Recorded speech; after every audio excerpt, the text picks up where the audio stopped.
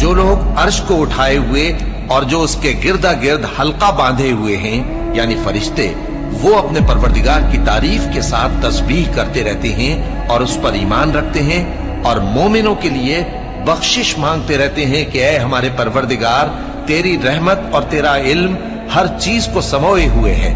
तो जिन लोगों ने तौबा की और तेरे रस्ते पर चले, उनको बख्श दे और दोज़ख के अजाब से बचा ले।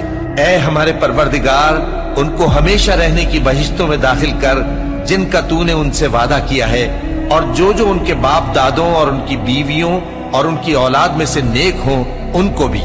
बेशक तू गालिब है, हिकमत वाला है।